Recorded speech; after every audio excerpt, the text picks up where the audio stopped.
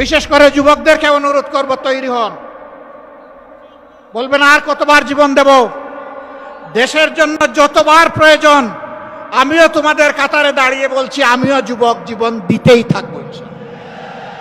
বিড়ালের মতো বাঁচতে চাই না, শত বৎসর, হাজার বছর, সিংহের মতো বাঁচতে চাই 1 সেকেন্ড। এর মাঝে আর কোনো কম্প্রোমাইজ হবে না ইনশাআল্লাহ। আধিপত্যবাদের কোনো ষড়যন্ত্র বরদাস্ত করা হবে না, সব কিছুকে ছিন্ন ভিন্ন করে দেওয়া হবে ইনশাআল্লাহ। আসসালামু আলাইকুম ওয়া রাহমাতুল্লাহ। বাংলাদেশ খেলাফত মজলিস কর্তৃক আয়োজিত গণভোটের রায় বাস্তবায়নের দাবিতে আজকের এই বিশাল সমাবেশের সম্মানিত সভাপতি, আমিরে মজলিস, মজলুম জননেতা, আধিপত্যবাদের বিরুদ্ধে উচ্চকিত কণ্ঠ, প্রিয় সহযোদ্ধা জনাব আল্লামা মামুনুল হক, মঞ্চে বসা জাতীয় নাগরিক পার্টির সম্মানিত আহ্বায়ক, সংসদে বিরোধী দলীয় চিফ হুইপ জনাব নাহিদ ইসলাম, রণাঙ্গনের ৭১ রণাঙ্গনের অন্যতম সেনাপতি, বীর মুক্তিযোদ্ধা জনাব ডক্টর কর্নেল অলি আহমদ বীর বিক্রম সহ জাতীয় নেতৃবৃন্দ, বাংলাদেশ খেলাফত মজলিসের সম্মানিত নেতৃবৃন্দ, প্রিয় দেশবাসী, সাংবাদিক বন্ধুগণ, আজকে যে মঞ্চে আমরা এখানে দাঁড়িয়েছি, এই মঞ্চের সাথে দুইটা জিনিস কখনো যাবে না। একটা আধিপত্যবাদ, আরেকটা ফেসিবাদ। এই দুইটাকে এই মঞ্চ কখনো কবুল করবে না, বরদাস্ত করবে না। এই মঞ্চে যারা বসে আছেন তারা জাতির স্বার্থে দেশপ্রেম বুকে ধারণ করার কারণে জ্বলে জ্বলে, তিলে তিলে তারা প্রমাণ করেছেন, জীবন দেব, অন্যায়ের কাছে মাথা নত করব না। আফসোস, 2006 সালের 28 অক্টোবর যে খুনের রাজনীতি দিয়ে হাত রাঙিয়ে মানুষের রক্ত দিয়ে হাসিনার রাজনীতির নূতন উত্থান হয়েছিল, তাদের হাতে একসময় যারা সকলেই মজলুম ছিলাম, রাজপথে আন্দোলন করেছি, সংগ্রাম করেছি, তাদেরই একটা অংশ আজকে সরকারে যাওয়ার পরে অতীতের সব কিছু ভুলে গিয়েছে। কেন আজকে এই দাবি বাস্তবায়নের জন্য আমাদেরকে সোহরাওয়ার্দী উদ্যানে আসতে হলো? তারা জাতির সাথে বিশ্বাসঘাতকতা করেছেন, এই কারণেই আসতে হলো। তারা স্বীকার করতে বাধ্য হয়েছেন জুলাই সনদ বাস্তবায়নের কার্যকরী আইনি পদ্ধতি হিসাবে গণভোটের কোনো বিকল্প নেই। এই জন্য সেই গণভোটের প্রস্তাব তাদেরই একজন করেছিলেন। তাদের নেতা নির্বাচনী প্রচার অভিযানে শহীদ আবু সাঈদের স্মৃতিবিজড়িত রংপুরে গিয়ে বলেছিলেন, প্রিয় দেশবাসী, ভোট দিবেন দুটা, একটা দিবেন আমাদের মার্কায়, আরেকটা দিবেন গণভোটে। আপনারা সকলে গণভোটে হা বলবেন। এখন তারা বলছেন গণভোট অবৈধ। পার্লামেন্টে আমরা জিজ্ঞাসা করলাম, এটা কি নির্বাচনের পরে অবৈধ হলো না আগেই অবৈধ ছিল? তারা কোনো সময় বলেন আমরা 4টার মধ্যে 3.5টা মানি, কোনো সময় বলেন যে পুরাটাই অবৈধ। আমরা বলেছি পার্লামেন্টে, আপনারা দেখেছেন, একই আদেশে 2টা ভোট, গুস্ত হালাল কিন্তু শুরুয়া জুল হারাম। এ সুবিধাবাদী মানসিকতা।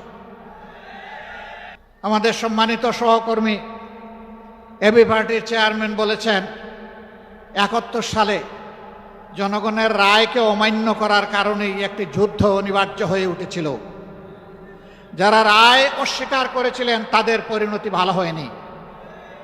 এবারও যারা রায় অস্বীকার করছেন তারা নিজেদেরকে মুক্তিযুদ্ধের অবিসংবাদিত অংশ মনে করেন।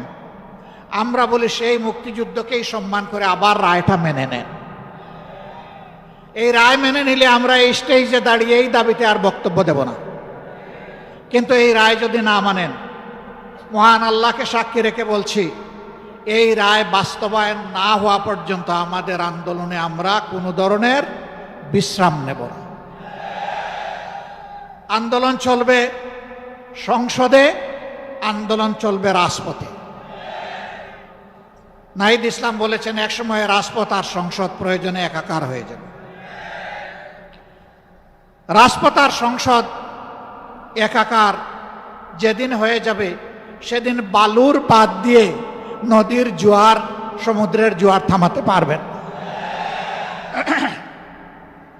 ফ্যাসিবাদীরা বিভিন্ন ন্যারেটিভ তৈরি করে, বয়ান তৈরি করে জাতিকে বিভক্ত করেছিল। আর আপনারা নির্বাচনের আগে বলেছিলেন আমরা নির্বাচিত হলে, সরকার গঠন করলে সবাইকে নিয়ে আমরা সরকার গঠন করে দেশ চালাবো।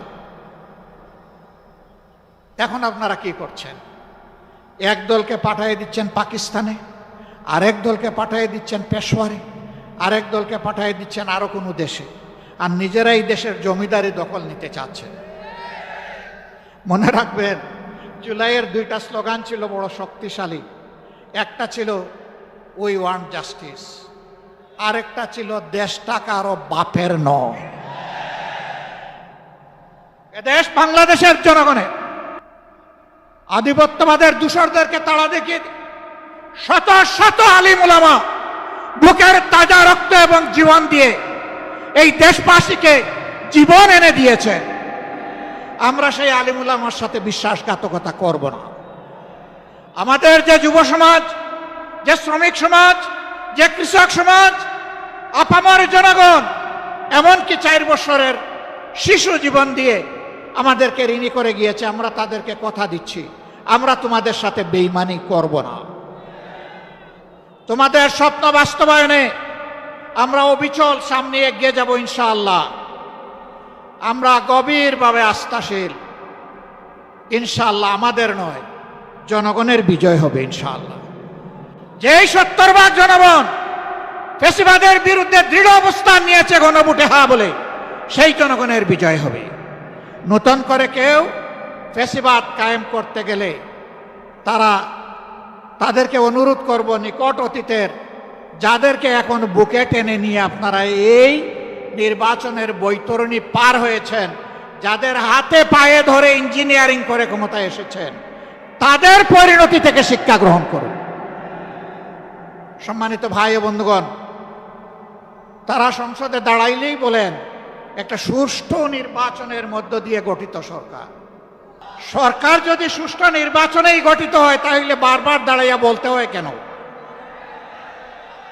ম্যাকিয়াভেলির একটা কথা আছে, তুমি যদি কোনো মিথ্যাকে এস্টাবলিশ করতে পারো তাহলে একবার বললে হবে না, 100বার বলতে থাকো। হ্যাঁ, ইতিমধ্যেই রাজসাক্ষী 2 জন পাওয়া গেছে।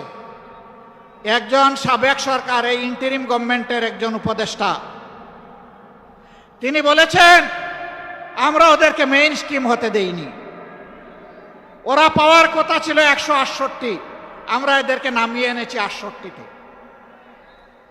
তাইলে তিনি স্বীকার করে নিয়েছেন যে একটা নিরপেক্ষ সরকারের অংশ হয়ে তিনি দেশবাসীর সাথে বিশ্বাসঘাতকতা করেছেন। তিনি বলেন নাই যে আমি নামিয়ে এনেছি, বলেছেন আমরা নামিয়ে এনেছি বহু বছর। তাইলে বাকি বচনগুলা কারা? এদের চেহারাও জাতির সামনে আপনি একটু বলে দেন, একা এ দায় নিবেন কেন? আরেকজন সংসদের ভিতরে স্থানীয় সরকার পল্লী উন্নয়ন প্রতিমন্ত্রী, তিনি বলেছেন যুবকরা, ছাত্ররা আন্দোলন করে ফ্যাসিবাদের পতন ঘটিয়েছে, আমরাও ছিলাম। তবে ডক্টর মোহাম্মদ ইউনূস ক্যাপ্টেইনের হাতে লন্ডনে গিয়ে পতাকা দিয়ে এসেছেন, ক্যাপ্টেইনের হাতে নাকি ট্রফি দিয়ে এসেছেন। ট্রফি যদি আগেই ক্যাপ্টেইনের হাতে চলে যায় তাহলে এটা ছিল নির্বাচন নামের তামসা।